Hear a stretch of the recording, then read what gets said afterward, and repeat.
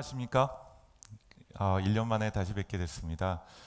SAC는 솔트룩스 애뉴얼 컨퍼런스의 약자이기도 합니다. 저희가 12년 전부터 데이터와 인공지능과 관련되어 있는 컨퍼런스를 개최를 해오고 있습니다. 작년에는 컨퍼런스답지 않게 인공지능 아담 플랫폼에 대한 출시 행사로 이루어졌었는데요. 올해는 세계적인 명사들을 초청을 오전에 하고요. 또 오후에는 국내에서 실질적으로 인공지능과 데이터 플랫폼을 운영을 하시거나 사업을 하고 계신 분들을 초청을 해서 오늘 주제에 맞게 인공지능 그리고 데이터가 현실적으로 어떻게 우리에게 쓰여지고 있는지에 대한 소개를 드리는 시간을 갖도록 하겠습니다. 아직 도착하신 분이 좀 적은 것 같긴 한데요. 오늘 시간 맞춰서 바로 진행을 하도록 하겠습니다. 네. 제가 한 달 동안 찍지 않으면은 대략 그 사진을 찍으면 이런 모습이지 않을까 하는 생각을 합니다.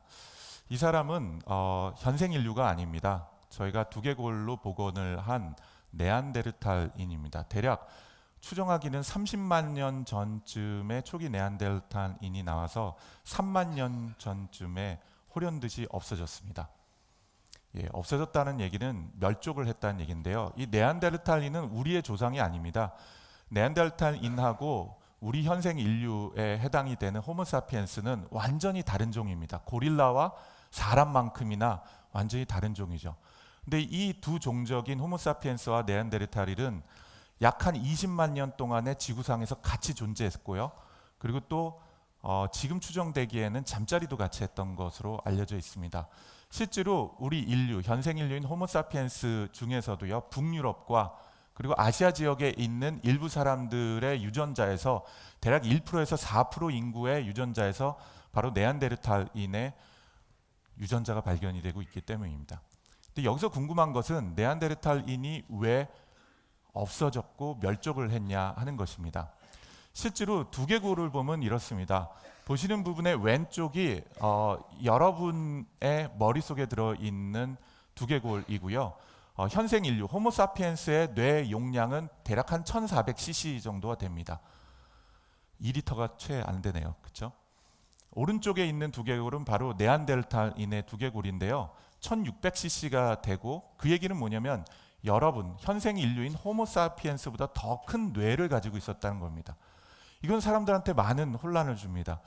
왜 두뇌도 더 발달을 하고 더 큰 뇌를 가지고 있는 존재가 멸망을 하게 되었을까요? 심지어는 키도 우리 현생 인류인 호모사피엔스보다 15cm에서 20cm가 더 크고요. 힘도 더 셌을 거라고 생각을 하고 있습니다. 그리고 진화 학자와 인류학자들은 아마도 호모사피엔스에게 밀려서 네안데르탈인이 멸종을 했을 거라고 생각합니다. 어떤 경쟁이냐면 먹이 경쟁에서 패했을 거라고 생각을 하는 거죠. 실제로 네안데르탈인이 등치도 크고 큰 두뇌를 가지고 있었지만 보통 4명에서 5명이 소가족 단위로 움직여 다녔다고 합니다. 반면에 우리 호모사피엔스는 부족 단위인 수십 명, 5, 60명에서 많게는 100명으로 움직여 다녔다고 하고요.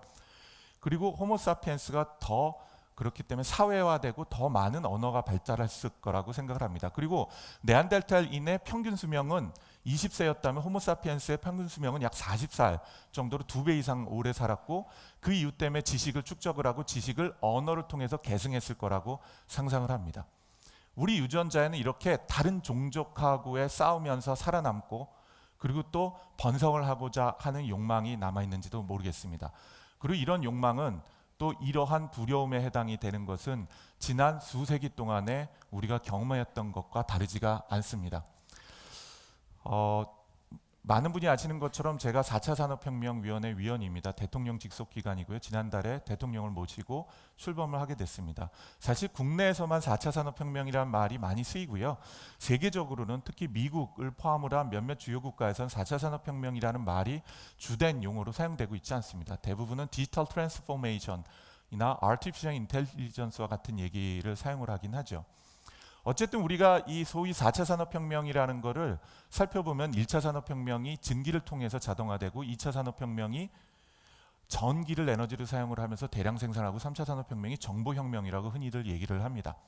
컴퓨터, 인터넷, 모빌리티, 대표로 하고 있는 거죠. 그리고 우리가 이제 얘기하는 4차 산업혁명은 AI, IoT, 빅데이터를 통해서 지적 노동 생산성이 올라가고 자동화되는 것을 의미한다고 얘기합니다. 물론 이거를 어떤 학자들은 이제서야 2차 산업혁명이 시작됐다고 얘기를 하기도 하고요. 어떤 부분은 3차 산업혁명의 연속일 뿐이다. 지적 노동의 자동화가 이루어진 것뿐이다 라고 얘기를 합니다. 그런데 이런 산업혁명 과정에서도 우리는 끊임없이 경쟁을 해왔던 것, 그리고 두려움에 대한 경험을 가지고 있습니다. 혹시 러다이트 운동이라는 얘기를 들어보셨습니까? 1811년도에 실제로 본격적으로 4차 산업혁명이 시작이 되면서 기계 파괴 운동이 일어나게 됩니다.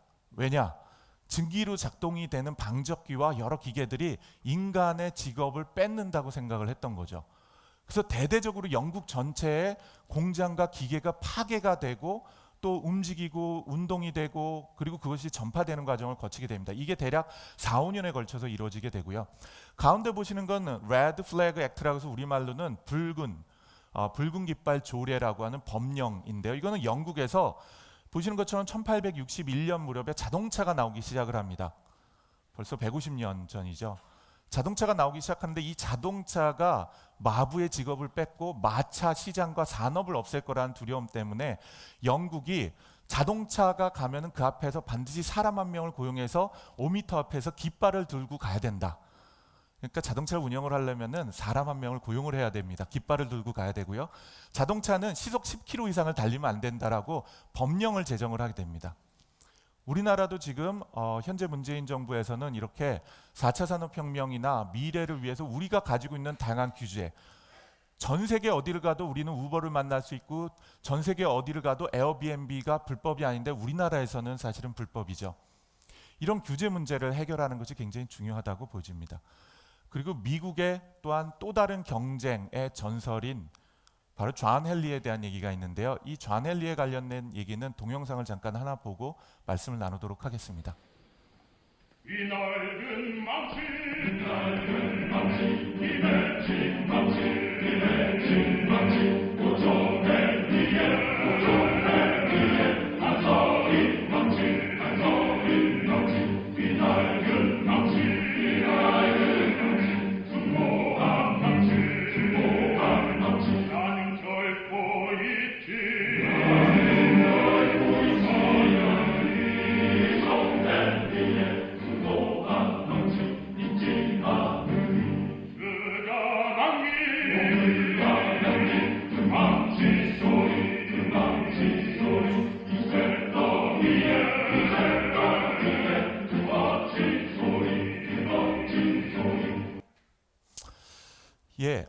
몇몇 분이 눈치를 채시고 그 슬며시 웃으시는 걸 제가 봤는데요. 보시는 것처럼 정 가운데에서 독창하고 있는 사람 왼쪽에 있는 사람이 접니다. 얼띠게 이게 얼어붙어 갖고 서 있죠. 이 존 헨리의 해머라고 얘기하는 망치라고 얘기하는 굉장히 유명한 전설적인 노래고 흑인 연가입니다. 남성 합창이 꽤 멋있죠. 이 얘기의 핵심은 이렇습니다.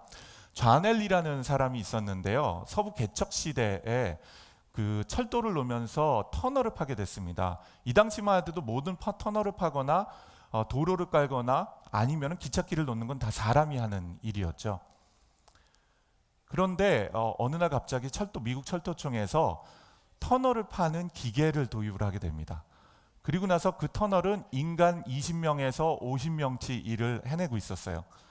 그래서 존 헨리가 철도청에 제안을 합니다. 내가 혼자서 이 기계랑 싸워서 이긴다면 기계를 사용하지 말고 우리 노동자를 써라. 노동자를 해고하지 말고. 그리고 나서 존 헨리가 바로 터널을 파는 기계하고 싸워서 밤새 싸워서 결국은 이기고 그 자리에서 바로 죽어버리게 됩니다. 이게 굉장히 유명한 얘기인데 지금 생각해보면 우리는 어느 누구도 땅 파는 기계하고 싸울 생각을 하지 않습니다. 우리 어느 누구는 자전거나 오토바이나 자동차하고 달리기 경쟁을 하지 않습니다. 마찬가지로 우리는 기계와 또 기계 위에서 작동되는 지능과 싸우지 않을 거라고 저는 생각을 합니다. 지난주에 제가 포르투갈에서 웹서밋이라는 데 참가를 했는데요. 그 웹서밋의 가장 핵심 화두가 대략 한 6만 명이 모이는 굉장히 큰 행사였습니다. 이 서밋에서 가장 큰 화두가 바로 데이터를 어떻게 미래의 연료로 쓸 것인가, 그리고 인공지능을 어떻게 올바로 쓸 것인가 하는 것이었고요. 여러분 잘 아시는 블랙홀을 이론을 만들기도 하고, 그리고 잘 아시는 것처럼 빅뱅이라는 것에 아이디어를 집대성을 한 스티븐 호킹이 직접 관련된 인바이톡을 하였습니다. 잠깐 그 얘기를 좀 보도록 하죠. When Stephen Hawking has something to say, people around the world stop and listen. Whether or not they heed his advice is another matter, but one that could, 스티븐 in his 호킹이 opinion, 인류에 keep 대해서 it on the 경고하는 stage. 메시지가 While attending 되겠습니다. the Web Summit Technology Conference in Portugal on November 6th, 포르투갈에서 the 지난주에 renowned 대략 한 British 6만 physicist 명이 talked about 모였고요. artificial intelligence and what it means for the future of humankind. He said, quote, success in creating effective AI 인공지능은 우리 인류에서 만들어진 것은 어쩌면 축복일 수도 있고 어쩌면 그렇지 않을 수도 있다라는 얘기죠. 어쩌면은 인공지능이 인간을 멸망시키고 파멸시키는 존재가 될 수 있다는 것입니다. 지난주 보여준 인공지능 로봇이기도 하고요. 사람들과 대화를 하고 사람들이 묻습니다. 네 목표가 뭐냐라고 얘기했더니 2045년까지 인간을 멸망시키는 것이다라고 얘기를 해서 사람들이 웃기도 한 주제이기도 합니다. 자, 이렇게 아까 처음 시작할 때 제가 네안데르탈인과 호모사피엔스의 경쟁을 얘기하듯이 이제는 우리는 AI하고 경쟁을 얘기하지만 저는 그 말을 믿지를 않습니다. 어쨌든 그 얘기가 오늘 전체 컨퍼런스가 주제가 될 것 같고요. 그 AI의 먹이에 해당이 되는, 다시 얘기해서 피딩을 우리가 주어줘야 되는 데이터들에 대한 얘기가 오늘의 핵심 주제가 되겠습니다. 혹시 이 그림을 보신 분이 계신가 모르겠습니다. 이 그림은 그 가트너라는 기관에서 만든 가트너 하이프 사이클을 형성화시킨 것입니다. 가트너 하이프 사이클은 가트너가 모든 기술의 혁신에 관련된 것을 보니까 패턴이 있더라는 겁니다. 특히 사회를 변화시키고요, 대단히 파괴적인 기술들인 경우가 다음과 같은 패턴을 따른다는 건데, 이 패턴은 뭐냐면 가로축은 시간축이고요, 세로축은 사람들의 기대가 됩니다. 그리고 이 패턴의 이름은 하이프 사이클이라고 얘기합니다. 왜 하이프 사이클이냐면요, 초기에 어떤 기술이 나옵니다. 인터넷이 나오던 인공지능이 나오던 자동차 기술이 나오면 사람들은 그 기술에 대해서 관심이 증가되면서 하이브의 꼭대기, 다시 해서 거품의 꼭대기까지 올라가면서 사람들이 엄청나게 많은 기대를 합니다. 이것이 우리를 바꿀 것이고, 이것이 세상을 변화시킬 것이고, 우리에게 기회를 줄 것이고, 이것이 어쩌면 우리를 멸망시킬지 모른다라는 생각을 하도록 만드는 거죠. 근데 그 시기가 지나면 어김없이 사람들이 실망을 하기 시작하고, 또 그런 것으로 사업을 시작한 회사들이 망하기 시작해서 죽음의 계곡으로 들어갔다가 그 죽음의 계곡을 넘어선 일부의 기업과 사람들이 결국은 부를 독차지를 하고 사업을 독점을 하게 된다는 이론이기도 하고요. 이런 현상은 사실은 모든 기술 기반한 파괴적인 사업들에서 나타난다고 볼 수가 있습니다. 대표적인 사례로 한번 인터넷을 한번 보도록 할까요? 1997년도에 첫 인터넷 회사가 나스닥에 상장을 하게 됩니다. 혹시 그 이름 기억하십니까? 정확하게 올해로부터 20년 전인데요. 바로 아마존입니다. 미국의 아마존이 1997년도에 나스닥에 상장을 합니다. 그때 여러분들이 한국 돈으로 500만 원을 나스닥에 있는 아마존의 주식을 구매했다고 가정을 해보도록 하겠습니다. 그리고 나서 정점을 찍은 것은 2000년, 2001년이죠. 우리나라도 인터넷 부밍이 일어나면서 어마어마하게 많은 인터넷 기업이 있죠. 그리고 나서 여러분 기억하실 겁니다. 거품이 꺼지면서 거의 90%의 인터넷 기업이 망하게 됩니다. 그게 2003년부터 5년 사이에 대부분의 인터넷 기업, 여러분이 생각하시는 여러분들이 투자했었던 기업들이 망해가기 시작하죠. 그리고 나서는 본격적으로 2006년부터 거대 기업이 탄생을 하기 시작합니다. 한국에선 네이버가 있었고요. 미국에선 구글과 아마존이 그 앞을 다투고 있고요. 이제 마이크로소프트가 망할 거라는 얘기가 소문이 들기 시작을 합니다. 그렇지만 마이크로소프트는 아직까지는 건재하고 있죠. 그리고 나서 현재 2017년도에 전 세계는 아마존과 구글이 지배한다고 해도 과언이 아닐 겁니다. 그리고 국내에는 네이버가 국내 대기업 3개 회사를 합친 것보다 큰 시총을 이루고 있을 정도의 큰 지배력을 가지고 있습니다. 아까 말씀드린 것처럼 500만 원을 1997년도에 상장한 아마존의 주식을 사셨다면 지금 여러분 손에 있는 그 가치는 25억이 되겠습니다. 어마어마하죠. 네. 500배 정도가 증가된 가치를 볼 수 있습니다. 그런데 그 과정에서 사람들이 죽음의 계곡으로 넘어갈 때 모두 인터넷이 거품이라고 얘기를 하고 인터넷 기업들은 다 망할 거라고 얘기했지만 끝까지 살아남은 기업들이 존재를 하는 거죠. 자, 그러면 AI 얘기를 좀 해보도록 하겠습니다. 인공지능에 있어서 2010년도는 굉장히 다양한 해가 되겠습니다.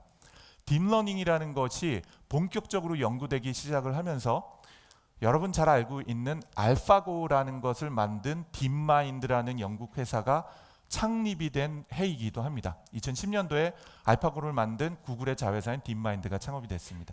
이때부터 거품이 일어나기 시작을 해서 2017년 가트너 그룹이 보고한 바에 의하면 2017년 현재 이 하입 거품의 꼭대기에 있습니다. 그럼 이제 어떻게 될까요? 내년이나 후년도부터 거품이 꺼지기 시작할 겁니다. 사람들은 이런 얘기를 하겠죠. 아, 인터넷 그거 별거 아니네. 인터넷 그거 멍청해. 내가 집에 인터넷이 아니죠. 인공지능이죠. 인공지능 스피커 집에다 갖다 놨는데 그러니까 내 말도 못 알아듣고 별거 아닌 것 같아. 아, 인공지능 회사들 보니까 돈을 못 벌어. 내가 투자를 했는데 이제 깡통 찰 것 같아 하는 얘기가 내년부터 시작이 될 겁니다. 2주 전에 제가 실리콘밸리에서 일주일 정도 있었습니다. VC를 한 3-4군데 만났고요. 오늘 조금 이따 소개를 드린 Kvan이라고 하는 사운드 하운드를 포함해서 여러 인공지능 기업의 CEO를 만났습니다. 그들이 걱정하는 것 중에 하나는 이미 미국은 인공지능에 관련된 투자가 끝났다는 거예요. 더 이상 벤처 캐피탈리스트들이 인공지능 스타트업에다 투자를 하지 않습니다. 그리고 이제 아마 짧으면은 3년, 길면 5년 동안에 보시는 죽음의 계곡으로 넘어가서 많은 인공지능 기업들이 파산을 하거나 문제에 직면하게 될 거라는 거죠. 그런데 이것은 문제가 아닌 거죠. 인공지능의 문제가 아니라 모든 기술, 파괴적 기술들이 당면하고 이겨내야 되는 것이죠. 아마 제가 보기에는 내년부터는 이렇게 죽음의 계곡으로 들어가는 슬로프로 빠지기 시작해서 2021년도에 돼서야 죽음의 계곡을 벗어날 수 있으리라고 생각을 하고요. 궁극적으로 제가 생각을 하는 돈을 벌 수 있는 시기는 2025년, 길게 보면 돼야 될지도 모르겠습니다. 여러분이 아무렇지 않게 쓰는 휴대폰과 여러분이 사용을 하고 있는 인터넷과 네이버가 얼마나 시간이 걸렸죠? 20년이 걸렸습니다. 인공지능은 조금 더 빠를 수가 있겠지만 아마도 10년 이상이 걸릴 가능성은 있다고 저는 판단합니다. 어쩌면 인공지능의 부밍이 일어나고 인공지능을 통해서 우리가 혜택을 받거나 경제적인 효과가 만들어지는 것은 내년이나 후년이 아니라 앞으로 5년 후, 7년 후가 될 가능성이 높다고 저는 생각을 합니다. 그럼 우리가 준비해야 되는 가장 중요한 것은 뭘까요? 당장 내년이 아니라 향후 3년 후, 5년 후까지 어떻게 생존을 하고 어떻게 실질적으로 시장에서 가치를 만들어내고 어떻게 실질적으로 사람들을 행복하게 만들어내서 가치를 창출할 수 있을 것인가 하는 것에 대한 것들을 고민을 해야 되는 시기가 바로 우리 목전에 있다고 저는 생각을 합니다. 그럼 이제 오늘 주제가 바로 인공지능과 데이터의 실체입니다. 그 실체를 잠깐 여러분과 얘기를 나누고자 합니다. 보시는 것처럼 1980년도부터 2030년까지의 예측이고요. 그 예측 중에 하나는 컴퓨팅 코스트입니다. 다시 해서 뭔가 연산을 하기 위한 가격이죠. 연산하기 위한 가격은 1980년도, 85년도부터 반도체가 급격히 발전하면서 가격이 급격하게 떨어지기 시작을 합니다. 그리고 그러면서 동시에 2000년 이후부터 본격적으로 데이터 양이 증가되기 시작을 하고요. 가장 가파르게 데이터 양이 증가되던 시기는 대략 2005년에서 2010년 사이부터 시작이 되게 됩니다. 그리고 이 두 가지가 크로스되는 시점이 바로 데이터에 기반해서 뭔가 움직이게 되는 시작이 됐던 시점이 되는 거죠. 컴퓨팅 파워를 다시 얘기해서 컴퓨터를 통해서 대규모 연산을 하기 위해서 돈이 드는 또 데이터가 없을 때는 인공지능도 다 사람들이 참여를 했습니다. 이걸 우리가 매뉴얼 모델링을 한다고 표현을 해요. 사람 손으로 인공지능한테 교육을 시키고 인공지능이 똑똑해지기를 기대하는 것이죠. 그런데 2010년 이후에는 본격적으로 컴퓨터를 돌리기 위한 비용은 낮아지고 데이터는 풍부하게 많아지기 시작합니다. 그러면서 보시는 기계학습이라는 기술이 본격적으로 발전을 하죠. 기계학습은 바로 대규모의 컴퓨팅 파워를 저렴하게 사용을 하면서 대규모의 데이터를 가지고 기계가 스스로 똑똑해지도록 하는 알고리즘을 구현하는 것입니다. 이 구현의 핵심은 바로 저렴한 컴퓨터와 그리고 대규모의 초대규모의 데이터를 필요로 합니다. 이 얼마나 초대규모의 데이터인가 하는 것은 조금 이따 다시 설명을 드리겠습니다. 그리고 여러분들이 소위 인공지능 하면 떠올리게 되는 딥러닝, 이라는 것은 더 많은 데이터를 필요로 하고 더 큰 슈퍼컴퓨터를 필요로 하게 됩니다. 그렇기 때문에 딥러닝은 대략 10년부터 본격적으로 사용이 되게 됐다고 해도 과언이 아니죠. 이러한 데이터에 대한 얘기, 인공지능 알고리즘에 대한 얘기를 조금 더 살펴보도록 하겠습니다. 실제로 많은 분들이 인공지능은 딥러닝이다 생각하는데 그건 현실과 거리가 굉장히 많습니다. 인공지능 중에서 일부 영역이 기계학습이라는 영역이고 기계학습의 일부 영역이 딥러닝이라는 거죠. 전통적인 기계학습 방법 중에 하나가 바로 뭐 예를 들자면 CRF라든지 SVM, 서포팅 벡터 머신과 같은 기술들이 되겠습니다. 이러한 기술들에 해당이 되는 것들은 필요한 데이터 볼륨 대비로 해서 퍼포먼스, 다시 얘기해서 정확도가 보시는 맨 밑에 있는 이 그래프를 따르게 됩니다. 이 그래프는 적은 데이터를 갖고도 빨리 성능이 올라가지만 데이터가 많아진다고 해서 성능이 더 이상 올라가지가 않는 방법인 거죠. 그런데 반면에 뉴럴넷이라고 얘기하는 우리의 뇌를 흉내낸 기계학습 방법은요, 샬로 뉴럴 네트워크 같은 경우는 조금 더 나은 성능을 발휘하고 딥 뉴럴 네트워크라고 하는 뉴럴 네트워크를 여러 층을 적층을 해서 만든 우리가 지금 사용하고 있는 가장 거대한 뉴럴 네트워크 같은 경우는요, 초기에는 적은 데이터일 때는 기존의 기계학습 방법보다 성능이 굉장히 나쁩니다. 못 쓴다는 거죠. 즉 데이터량이 굉장히 많아져서 이게 보여지는 크리티컬 볼륨에 해당이 되는 수준까지 가지 않으면은, 그런 수준까지 가지 않으면은 사실은 딥러닝이라는 기술이 전통적인 기계학습보다 성능이 많이 떨어진다는 걸 의미를 합니다. 그럼 저희가 사용하고 있는 실질적인 애플리케이션들은 어느 수준에 와 있을까요? 보시는 것처럼 가장 강력한 딥러닝을 현재 상용화할 수 있는 수준의 데이터 볼륨을 가지고 있는 것은 이미지입니다. 그래서 이미지는 맨 위에 있는 딥 뉴럴 네트워크라는 기술을 사용을 해서 보시는 것처럼 굉장히 높은 수준의, 현재 이미지 인식 수준은 사람보다도 좀 더 높은 수준의 이미지 성능을, 인식 성능을 제공하고 있습니다. NMT는요, 뉴럴 머신 트랜슬레이션, 다시 얘기해서 인공신경망을 사용을 한 기계학습 자동 번역 엔진을 의미를 하게 됩니다. 이 경우도 지금 오늘 뒤쪽에 있는 실시간 통역사에 비해서는 절반이 아니라 30%밖에 수준이 안 되지만 일반 보통 사람보다는 더 높은 번역과 통역 성능을 제공하고 있기도 합니다. 음성 인식 아직 인간보다는 부족하죠.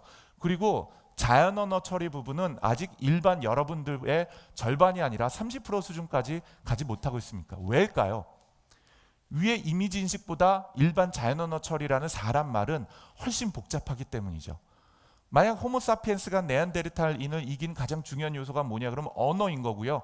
언어는 인류가 가지고 있는 가장 복잡하고 또 가장 중요한 지식 소통 수준이자 지식을 습득하기 위한 그런 방법이기 때문입니다. 현재 딥러닝으로는 NLP에 대한 자연 언어 처리 부분이 전통적인 기계학습이나 매뉴얼 모델링보다 성능이 좋다고 얘기가 어려운 수준이죠. 그렇지만 아마 밑에 보이는 것처럼 필요한 데이터 볼륨이 증가되면 증가될수록 현재 이미지 인식 수준의 품질이 나아질 거라고 저는 생각을 합니다. 그리고 그것이 우리가 나가야 될 길이라고 생각을 하죠. 그런데 여기서 중요한 것이 하나가 더 있습니다. 여러분 한 명 한 명은 어느 정도 수준의 지능을 가지고 있는 걸까요? 물론 여러분은 저보다 더 훌륭하기 때문에 더 높은 지능을 가지고 있겠지만 아마 다음과 같은 수준이 되지 않을까 싶습니다. 여기 보시는 빨간 선은 알파고인데요. 알파고는 reinforcement learning이라고 하는 강화학습하기 전에는 이미지 인식 수준보다 적었고 현재 이세돌 구단뿐만 아니라 자기 스스로 이세돌 구단을 4대 0으로 이겼던 자기 스스로를 100대 0으로 이긴 게 알파고 제로라는 건데 그거는 시작부터 reinforcement learning이라고 하는 강화학습만 사용을 했거든요. 그 경우는 이미 인간이 바둑을 통해서 기계를 이긴 불가능한 수준에 와 있죠. 어마어마한 데이터를 사용하는데 reinforcement 강화학습의 핵심은 사람으로부터 데이터를 얻는 것이 아니라 인공지능 스스로가 스크래치부터 데이터를 생성해내고 그 데이터를 자기가 스스로 학습을 하면서, 제가 좀 지저분하게 얘기한다면 자기가 싼 똥을 자기가 먹어가면서 똑똑해진 거죠. 이런 것들이 큰 변화를 만들어내고 있고 그럼에도 불구하고 여러분 한 분 한 분은 노란 박스에 있는 수준의 지적인 노동을 할 수가 있는 거죠. 알파고는 장기도 둘 수가 없을 뿐만 아니라 여러분들처럼 그림을 그리거나 피아노를 치는 것도 불가능하죠. 이 얘기는 트랜스퍼 러닝이라는 얘기로 조금 이따 말씀을 드리도록 하겠습니다. 어쨌든 지구상에는 여러분과 같이 바둑도 들 수가 있고 말도 할 수 있고 이미지 인식을 할 수 있는 사람이 대략 보시는 것처럼 7억 명 이상의 인구를 가지고 있죠. 그리고 그들이 협력을 함으로써 큰 선을 만들어내고 있고, 그것을 우리가 소셜리티 또는 컬래버티브 인텔리전스라고 얘기하는 협력이라는 것이 중요해지고, 결국은 인공지능의 중요한 미래는 인공지능들끼리 어떻게 협력하도록 하고 그들 간의 협력을 하기 위한 언어들을 만들어낼 수 있을 것인가 하는 것들이 가장 중요한 발전 요소 중에 하나가 되리라고 생각을 합니다. 데이터에 대한 얘기를 조금 더 해보도록 하겠습니다. 이 데이터는 실제로 저희 회사에서 경험한 건데요. 많은 사람들이 인공지능 알고리즘이라고 얘기하는, 예를 들면 딥 뉴럴 네트워크, CNN이라고 하는 컨볼루셔널 뉴럴 네트워크나 리커런트 뉴럴 네트워크나 뭐 이런 것들, 간스나 이런 것들을 생각을 합니다. 그런데 인공지능 알고리즘은요, 데이터에 기반을 하고 있습니다. 보시는 이 그래프에서 맨 왼쪽은 이미지 인식을 하기 위해서 컨볼루셔널 뉴럴 네트워크 CNN을 사용을 했을 때 데이터의 양이 대략 한 n개만큼, 대략은 우리가 보통 적어도 한 100만 개 이상의 데이터를 필요로 합니다. 이 100만 개만큼 데이터를 했을 때 대략 13% 정도의 에러를 가지고 있습니다. 인간의 이미지 인식 에러율이 대략 5% 내외이거든요. 그러면은 인간보다 훨씬 못한 거죠. 근데 이거보다 2배 많은 2n, 다시 2배 많은 데이터, 200만 개 이상 데이터를 넣으면 대략 8% 에러, 그리고 4배에 해당이 되는 2배의 데이터를 넣게 되면 그제서야 비로소 5%에 해당이 되는, 에러율 5%에 해당이 되는 인간과 비슷한 수준의 이미지 인식 성능을 가지게 되는 거죠. 그 얘기는 어마어마한 데이터를 필요로 한다는 것입니다. 그럼 데이터 볼륨만 중요할까요? 많은 분들이 이런 얘기를 합니다. 실제로 AI나 딥러닝이던 기계학습을 해보지 않은 분은 데이터가 많으면 된다라고 얘기를 하는데, 많은 데이터보다 더 많은 영향을 주는 게 바로 데이터의 품질입니다. 오른쪽에 보이는 그래프는요, 똑같은 CNN, 컨볼루셔널 뉴럴 네트워크로 이미지 인식을 할 때 데이터의 품질이 성능에 얼마나 영향을 미치느냐는 것입니다. 맨 왼쪽에 있는 표는 데이터 이미지의 어노테이션, 슈퍼바이즈드 러닝을 한다 그랬을 때 원래 학습용 데이터의 품질이 90%였을 때의 에러율입니다. 대략 한 12% 정도 되네요. 그런데 그 학습용 데이터의 품질을 95%로 올리면 7% 정도, 99%까지 올리면 대략 5% 정도로 에러율이 줍니다. 다시 얘기해서 95% 이상의 성능을 내려면은 품질이 99%의 학습용 데이터가 필요하고 400만 개 이상의 이미지 인식을 위해서는 데이터가 필요하다는 겁니다. 그럼 이렇게 고품질의 어노테이션 되어 있는 데이터들을 어떻게 400만 개를 얻을 수 있을 것인가 하는 것들이 굉장히 중요하고, 그거는 거대한 자본과 거대한 노동력을 필요합니다. 현재 인공지능은 전부 다 교사학습이라고 얘기하는 인간이 데이터를 줌으로써 학습을 하는 방법입니다. 이걸 우리가 슈퍼바이즈드 러닝이라고 얘기하는데, 그 어마어마한 데이터는 누가 주냐? 대부분은 사람이 주고 있습니다. 올해 저희가 굉장히 중요한 프로젝트를 금융권들하고 했는데요. 초기 모 은행에서 우리가 프로젝트를 할 때 그쪽에 있는 부은행장께서 이런 표현을 하십니다. 많은 공부를 하셔서요, 인공지능 그 중에서도 콜센터 상담원을 만드는데 리인포스먼트 러닝을 적용해보자, 강화학습을.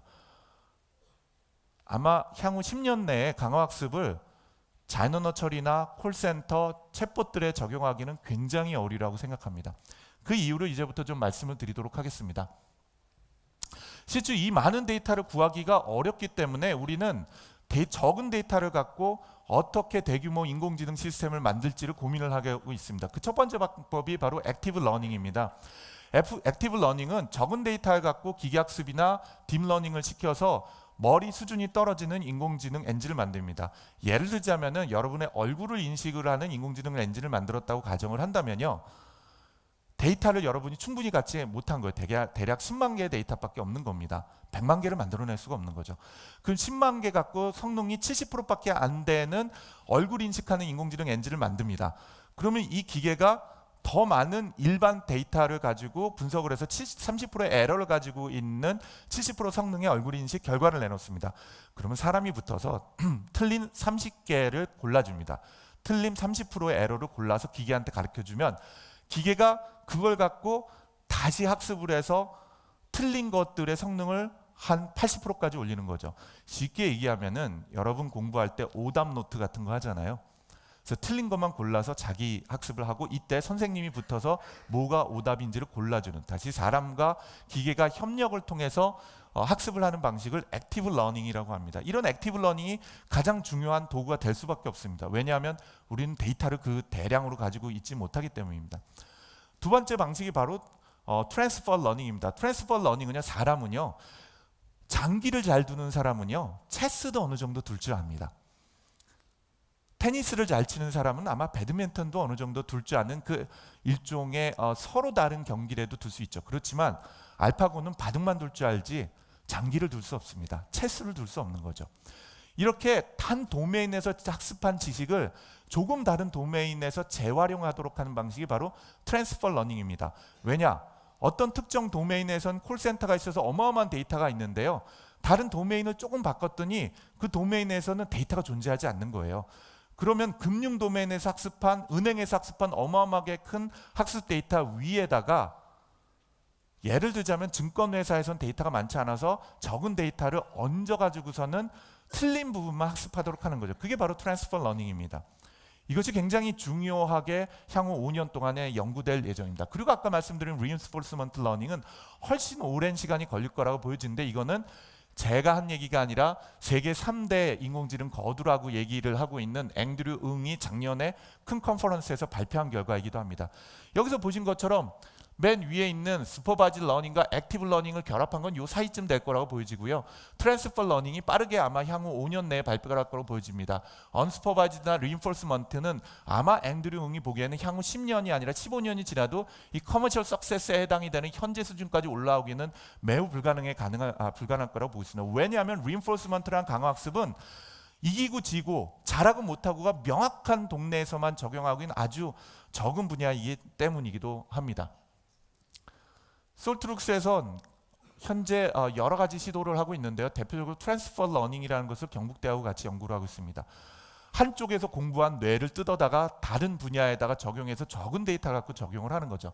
오늘 오후에 그 톡이 하나 있는데요. 이거는 실제로 그 딥 뉴럴 네트워크를 사용해서 LSTM 기반한 시퀀스 투 시퀀스 엔진을 사용을 했고요. 거기 위에다가 대략 74만 개의 대화를 실제로 기계한테 가르쳐줬습니다. 그래서 기계가 그 대화를 보고 사람의 대화와 말을 배운 거죠. 그럼 대략 이런 것들을 하고 나면 이렇습니다. 60시간 동안에 훈련을 시켰고요. 사람이 말합니다. 야, 나 큰일 났어. 그랬더니 기계가 이거는 미리 있었던 것을 찾아서 주는 게 아니라 기계가 말을 생성합니다. 그래서 우리는 제너레이티브 모델이라고 얘기합니다. 생성적 방법의 인공지능 모델이 되는 거죠. 그래서 인공지능이 얘기합니다. 왜요? 나 유명인이야. 어머머 어떻게 된 거예요? 키스해줘. 이 밤중에 뭐 하는 거예요? 뭔 소리야? 이건 말로 하는 소리가 아닙니다. 에이, 비읍시읒이 뭔지 아시죠? 예, 비읍시읒아 그랬대. 아유 정말 그럽니다. 로그아웃을 어떻게 해야 될지 잘 모르겠어요. 네 SNS 아이디어가 뭐야? 그랬더니 얘가 아무 말 대잔치를 합니다. 한 번도 이런 말을 들어본 적이 없는 거죠. 아이스크림 하나 주세요. 나 배에서 꾸르륵거려. 할머니 다녀오세요. 이건 뭐 말도 안 되는 말을 짓거려대고 있는 거죠. 해피 벌스데이 그랬더니 너 뭐야? 시방 망하는 거야? 도대체 뭔가 말을 기계가 만들어내긴 하는데 그 말이 무슨 말인지 이해할 수 없는 거지. 이게 이제 전 세계 최고 수준의 딥러닝으로 대화를 하는 수준이라고 말씀을 드릴 수가 있습니다. 그리고 여기다가 트랜스퍼 러닝을 한 거예요. 왜냐하면 금융 도메인은 일반 도메인처럼 이렇게 대화가 많지 않거든요. 그래서 금융 도메인에 대략 5,000개의 대화 문장을 집어넣었습니다. 이렇게 일반 언어를 학습을 한, 마치 우리가 대학 가기 전까지 전공을 모르고 공부하다 대학 가면 전공 공부하듯이 일반 대화 언어를 해서 일반 수준으로 똑똑해진 애에다가 이제 금융 지식을 적은 데이터로 트랜스퍼 러닝을 시킨 거죠. 그럴듯하게 나와요. 수표 입력을 하면 현금하고 나서 ATM 기기를 이용해야 되나요? 수표 입금이 되는 ATM 기계에서는 수표를 입금할 수 있습니다. 그런데 또 전혀 다른 질문을 합니다. 외국에서 송금을 보냈다는데 계좌 입금이 안 돼요. 그랬더니 외국인들이 우리나라 돈이 필요합니다. 이게 무슨 아무 말 대잔치를 하고 있는 거죠. 이렇게 우리가 얘기하는 딥러닝은 통제가 되지 않습니다. 딥러닝은 그래서 우리가 뭐라 부르냐면은 non-symbolic 어프로치, 다시 해서 비기호적 방법이면서 블랙박스 러닝이라고 합니다. 도대체 얘가 왜 이렇게 말하는지 그 근거를 찾을 수 없고 그 논리적 이유, 원인, 이유로 찾아낼 수 없는 시스템이 되는 거죠. 인공지능에 대한 가장 큰 오해 중에 하나는 인공지능은 곧 딥러닝이라는 오해입니다. 이건 어마어마하게 큰 오해인데요. 인공지능 중에 일부가 바로 머신러닝입니다. 기계가 데이터를 갖고 학습하는 거고 그 머신러닝의 가장 작은 일부 부분 중에 하나가 바로 딥러닝. 우리 인공신경망을 적층을 해서 만든 그런 방법이죠. 우리가 이러한 머신러닝에 기반한 딥러닝을 우리가 non-symbolic approach, 비기호적 접근 방법이라고 하고 블랙박스입니다.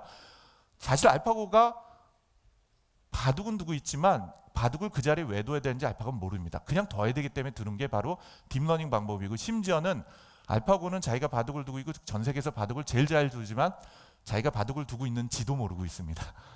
네, 그게 이제 바로 난심볼릭 어프로치죠.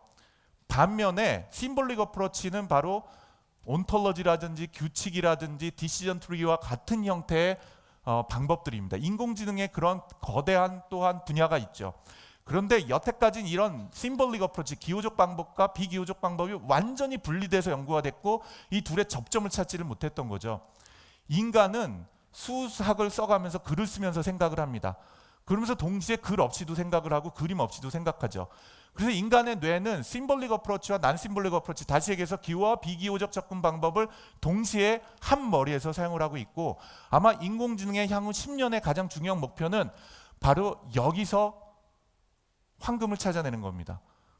비기호적 접근 방법과 기호적 접근 방법, 온톨로지나 knowledge graph와 어떻게 우리는 딥러닝과 기계학습을 결합시킬지 우리는 아직 모르고 이제 막 연구를 시작을 하고 있는 상태거든요.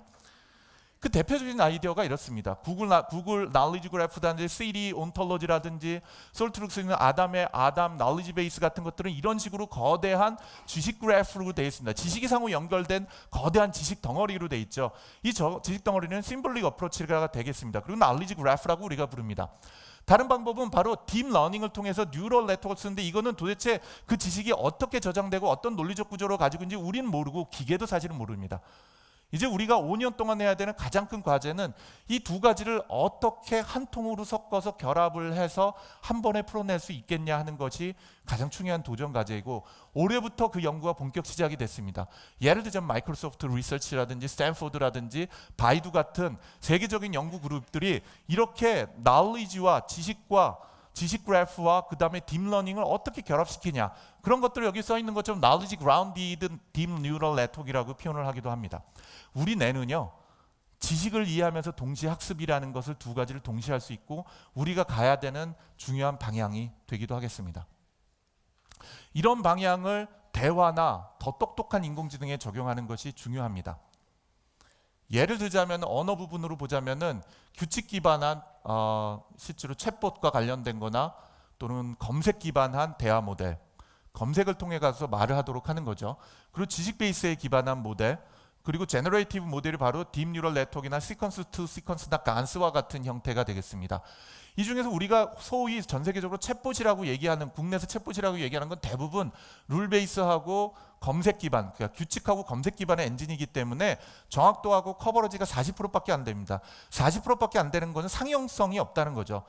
지난주에 실리콘밸리에 지난주에 가서 봤더니요, 미국에 100개 이상의 챗봇 회사가 있었는데요, 그 중에 절반이 망했고 내년도에 그 챗봇 회사의 나머지 절반이 망할 거라고 벤처 캐피탈리스트들이 전망을 하고 있습니다. 왜냐? 그런 챗봇들은 단순히 학습되지 않은 규칙하고 밑에 보시는 검색 기술을 사용하기 때문입니다. 제가 책임자 중에 한 명으로 있고요. 오늘 이제 오후에 발표를 해주실 김영기 박사가 또 책임자로 있는, 총괄 책임자로 있는 엑소브랜이나 IBM 왓슨 컴퓨터 같은 경우 대략 커버리지가 전문 도메인, 은행이나 이런 것에서 한 60% 정도의 커버리지와 애큐러시를 말하는데, 이거는 검색 기반과 지식 기반을 동시에 사용하는 엔진이 되겠습니다. 그리고 솔트렉스의 아담 어시스턴트는 규칙과 지식과 검색을 동시에 사용하는 엔진으로 현재 국내에 있는 유명, 오늘에도 발표하시는 기관뿐만 아니라 다른 기관에서 사람들이 대응하는 콜센터 대응에서 한 75% 정도의 커버리지를 보이고 있습니다. 그리고 현재 솔트룩스는 아담 이후에 에바라고 얘기하는 프로젝트를 진행을 하고 있고요. 이 에바 프로젝트는 바로 지식에 기반한 딥러닝, 제너레이티브 모델이라고 하는 시퀀스 투 시퀀스하고 간스를 두 개를 융합을 하는 기술을 목표로 두고 있습니다.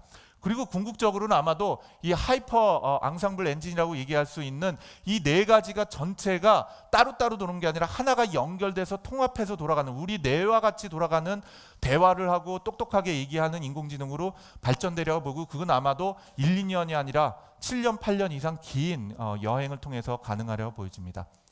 아담이라는 엔진은요, 작년도에 저희가 출시했죠. 그리고 올해 닭띠해죠. 2017년 얼만큼 발표했는지 한번 보여드리겠습니다. 보유 데이터는 아담이 작년에 80억 건에서 대략 현재 110억 건에 달하는 방대한 데이터를 보유를 하고 있고요.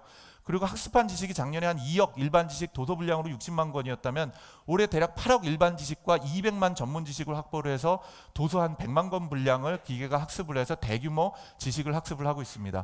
언어 이해 부분에서 문장 이해 83% 예를 들자면은 구문 분석에 해당이 되는 얘기라고 말씀드릴 수 있습니다. 의미 이해는 NLU Natural Language Understanding에서 의미 태깅을 하는 거를 의미한다. 작년에 한 65%였면 지금 한 93% 정도까지 발전해서 상용화 수준에 올라왔다고 볼 수 있습니다. QA 성능이 100과 80%, 오픈질이 35에서 전문질이 48%였다면 현재 이 순간에 100가질이 86%에서 오픈질이 53%, 전문질이 은행 같은 데 콜센터에 들어간다 한 75% 이상의 정확도와 커버리지를 보이고 있습니다. 이거를 블라인드 테스트한 아담의 딥 QA 엔진을 보면요. 전 세계 가장 좋은 곳은 여전히 구글입니다. 구글 어시스턴트가 아무 말이나 물어봐도 그중에 절반이 아니라 대략 70% 가까운 대답을 합니다. 두 번째로 좋은 성능을 발휘하고 있는 게 솔트룩스의 아담입니다. 대략 한 60% 정도의 성능을 발휘하고 있고요. 생각보다도 여러분이 알고 있는 알렉사가 성능이 제일 나쁩니다. 알렉사가 대략 한 40%에서 50% 사이 정도의 질의응답과 대화 성능을 내고 있기도 합니다. 솔트룩스는 작년에 데이라믹스라고 얘기하는 100억 건 이상의 데이터에 기반한 인지 분석 플랫폼을 출시를 하였고요. 아담 어시스턴트라고 얘기하는 실제로 콜센터뿐만 아니라 사람과 협력을 해서 상담을 할 수 있는 시스템을 출시를 하고 그게 고객들에게 이미 사용이 되기 시작을 했습니다. 그리고 그 아담 어시스턴트라고 얘기하는 가상비서, 콜센터를 대체하는 가상비서는 위에 보시는 것처럼 상담 상품에 관련된 것을 학습을 통해서 대규모 지식 베이스를 만들고 대화 모델, 지식 베이스 추론 기술, 대화 학습 모델을 거치고 인공신경망을 통해서 사람과 대화를 할 수 있도록 하는 체계를 가집니다. 이거는 규칙과 지식과 추론, 사람처럼 생각하는 기술이라는 걸 융합을 하고 대략 75%에서 최대 80% 정도의 사람 수준의 응대를 가능하도록 하고 있습니다. 이런 상세한 내용은 오늘 오후에 여러분들께 좀 소개를 하도록 하겠습니다. 솔트룩스가 지난 17년간 대략 한 1200 고객 이상, 대규모 고객 이상과 일을 해오고 있었죠. 그리고 올 한 해만 135개의 프로젝트가 있었습니다. 이 프로젝트는 저희의 사람 말을 이해하거나 생각을 하는, 다시 해서 추론 기술이라든지 또는 대규모 데이터 처리하기 위한 기술, 그리고 딥러닝과 기계학습 기술들을 적용을 해서 사용을 하고 있습니다. 현대나 삼성이나 KT뿐만 아니라 보시는 것처럼 국내 대부분의 그 부처들이 사용을 할 만큼 이제 본격적으로 인공지능이라는 것이 도입이 되고 데이터에 기반해서 산업이 발전하는 중요한 역할을 솔트룩스가 해낼 수 있으리라고 기대를 합니다. 제 이제 마지막 슬라이드입니다. 원래 제가 20분 발표하기로 되어 있는데요. 하고 싶은 말이 많아서 오늘 정시에 딱 정확하게 시작을 했습니다. 10분 원래 늦게 시작할까 하다가요. 지난 한 인간의 100만 년을 한번 좀 돌아봤으면 합니다. 이 그래프 맨 아래 보면 오늘이 있죠. 노란색으로 되어 있는 부분입니다. X축의 한 칸은요. 10년이 아니라 10배씩 증가하는 로그 스케일입니다. 보시는 것처럼 1년 전, 10년 전, 100년 전, 1000년 전, 1만 년 전, 10만 년 전, 100만 년 전으로 거슬러 올라가는 거죠. 또 미래는 제가 100년 후, 1000년으로 상상해 볼 수 있는 능력이 안 되기 때문에 보시는 것처럼 대략 10년으로 생각해 봤습니다.